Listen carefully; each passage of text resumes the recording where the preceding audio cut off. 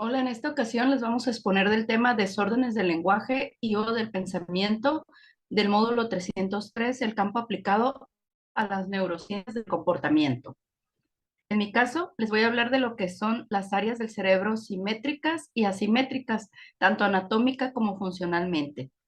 La zona secundaria y terciaria, conocidas como cortezas de asociación, son las que son consideradas áreas asimétricas.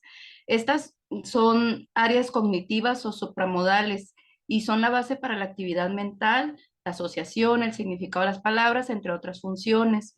Y estas están localizadas, si pueden ver en la parte, en la imagen izquierda, están en la parte posterior del cerebro, como donde nos muestra la corteza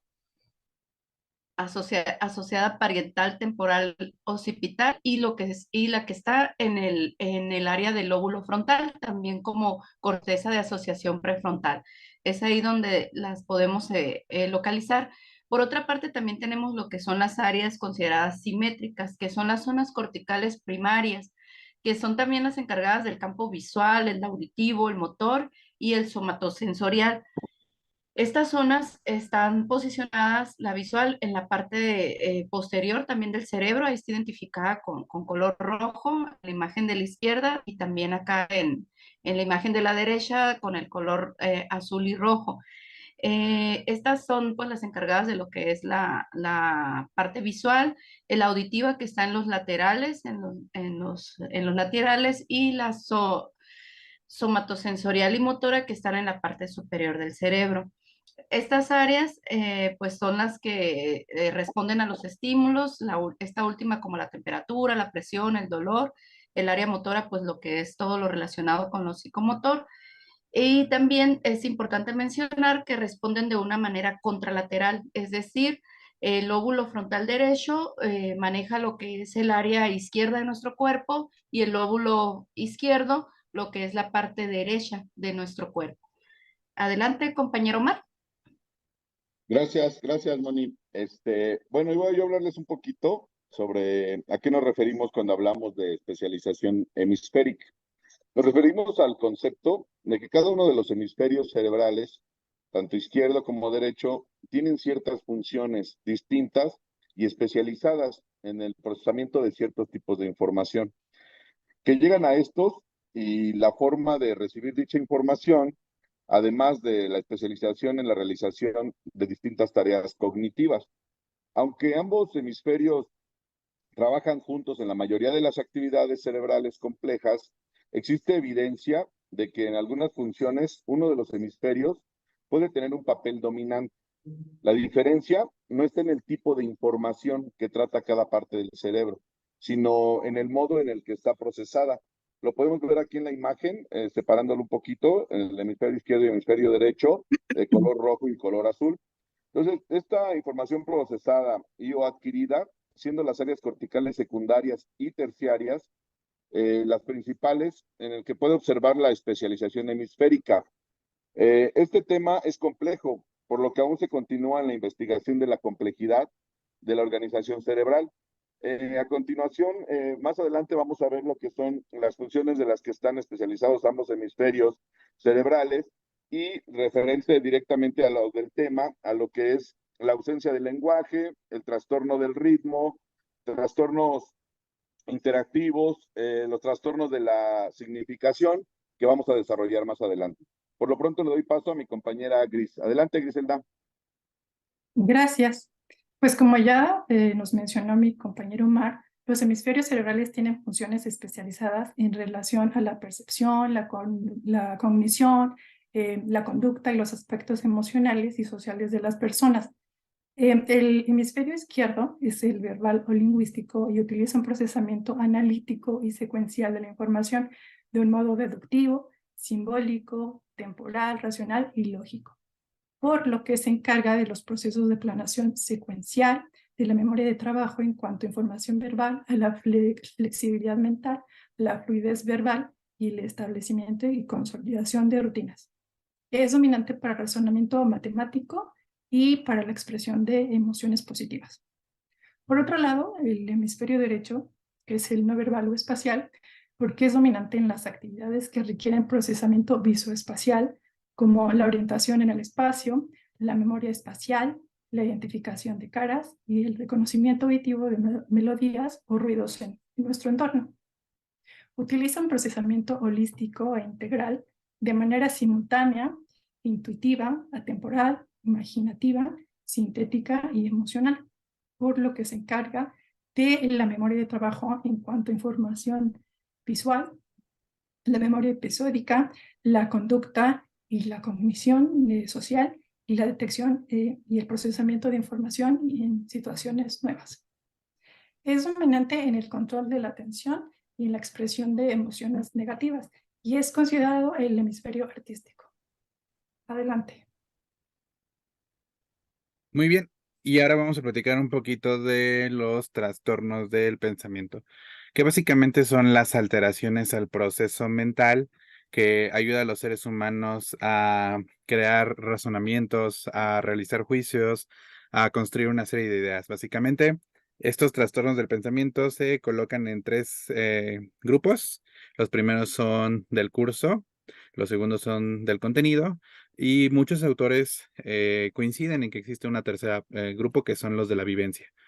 Regresamos un poquito a los del curso y básicamente el curso se refiere al progreso de ideas en cierto tiempo, por lo cual existen dos divisiones dentro de esta misma categoría, las cuales son de velocidad y de forma. Cuando hablamos de las de velocidad, podemos tener algunos ejemplos de estos trastornos como son pensamiento acelerado, pensamiento fugitivo, pensamiento inhibido o incluso bloqueo del pensamiento, que va relacionado con esta capacidad de cuántas ideas se pueden estructurar en cierto o determinado tiempo. Pueden ser muy pocas o pueden ser demasiadas, y eso provoca, por ejemplo, que el usuario o la persona hable demasiado rápido o genere un montón de ideas en un muy poco tiempo.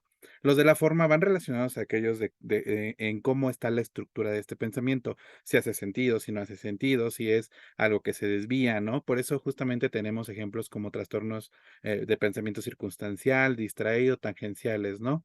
Incluso hasta caer en la coherencia. En el segundo grupo podemos ver los del contenido del pensamiento, que ya va más enfocado a qué es lo que está pensando en ese momento la persona. De ahí de que surgen temas como las preocupaciones, ideas fijas que pueden ser incorrectas y que le cuestan al usuario cambiarlas para realmente comprender cuál es la realidad, por ejemplo, ¿no? Ideas obsesivas, ideas fóbicas, pensamiento mágico o incluso algunas ideas delirantes por ahí. Y en el tercer grupo, en el que coinciden muchos autores, es la vivencia del pensamiento.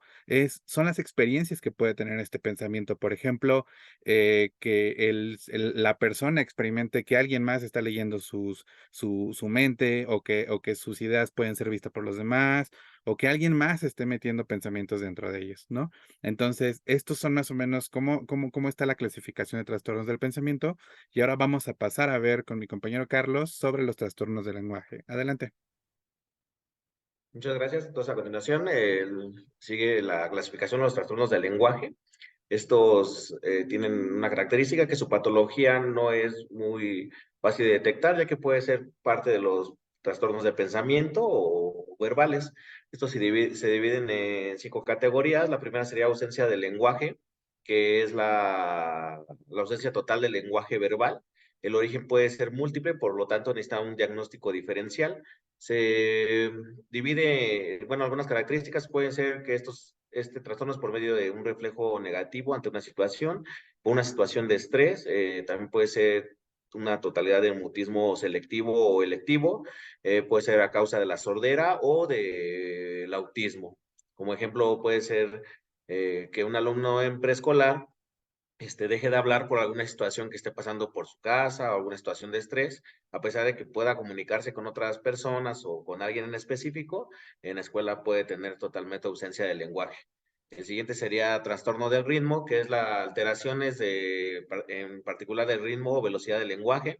Estos se clasifican en bladifemia, aumento de la latencia en las respuestas, taquifemia, presión del habla o tartamudez, y la prosodia.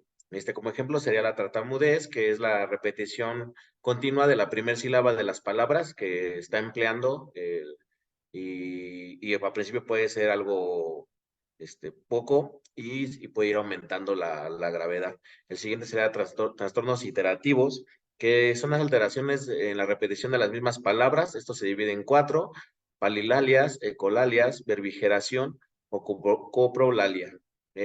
Como ejemplo sería que el paciente va a repetir la última palabra de todo lo que se le dice, siempre va a estar repitiendo lo que dicen las demás personas, como algo involuntario. El siguiente sería trastornos de la significación, que afecta directamente el significado del lenguaje, dividiéndose en neologismos, paralogismos, glosomania, glosolalia, ensalada de palabras o descarrilamientos, asociaciones laxas de ideas.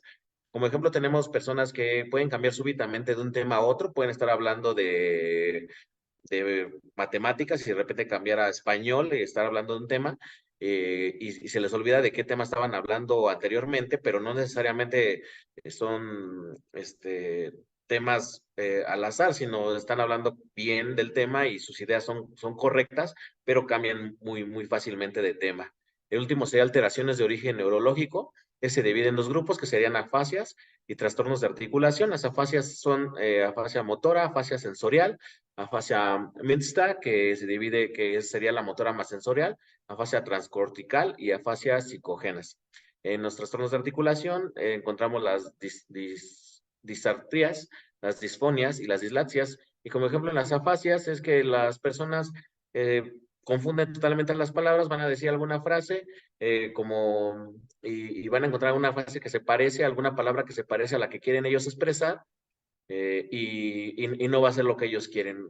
Totalmente sus frases son sin coherencia y no necesariamente van a expresar lo que ellos quieren decirle a las personas.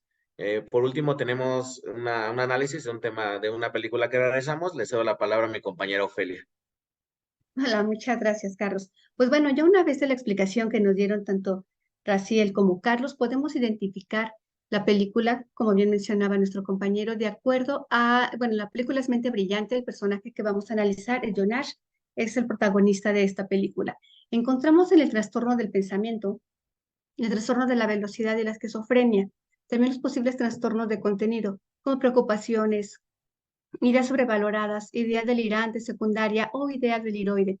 Posibles trastornos de la experiencia vivencial del yo, del pensamiento, también denominados trastornos de la propiedad del pensamiento. En esos encontramos delirios de persecución, delirios de significación, delirio sistematizado, delirio megalomaniático o de grandeza y delirio de referencia. Un ejemplo, por ejemplo, es cuando John conversa con su esposa acerca de su amigo Charles de una manera recurrente y coherente, casi como si realmente existiera. Así también cuenta de la manera en la que trabaja para el gobierno en una misión secreta, para la cual además tiene un compañero, Parcher. Inclusive llega a contar cómo es que le colocan un chip de identificación y que lo tiene insertado en su brazo. Trastorno del lenguaje. Aquí encontramos la taquifemia o taquifasia y la presión del habla. Bueno, como ya nos comentó también nuestro compañero, vamos a mencionar ahora también un ejemplo. El personaje explica sus teorías o sus ecuaciones y todas esas ideas forman parte de ello y fluyen muy rápido. Es decir, se nota cómo va aumentando de velocidad su lenguaje conforme va quedando más extasiado por mencionar todo aquello que ocurre en su mente. Inclusive no hace pausas y eso impide el diálogo con sus compañeros. Es como si las ideas fueran más rápidas que su capacidad de expresarlas. Por ejemplo, al surgir una idea, como cuando en el salón bar le explica a sus compañeros sobre el error que encuentra en la teoría de Adam Smith e inmediatamente después sale sin dar oportunidad al diálogo, inclusive choca con la mujer rubia. Bueno, quiero también mencionar la importancia de cómo John Nash, a pesar de tener estos trastornos, logró llevar una vida cuasi normal, una vida como todos. Llegó a ser autónomo, llegó a ser independiente, llegó a ser cabeza de familia, llegó a ser padre, llegó a ser esposo, llegó a trabajar y a desarrollarse. Eso es algo importante y pues bueno, con eso damos por terminado nuestro trabajo. Muy buenas noches.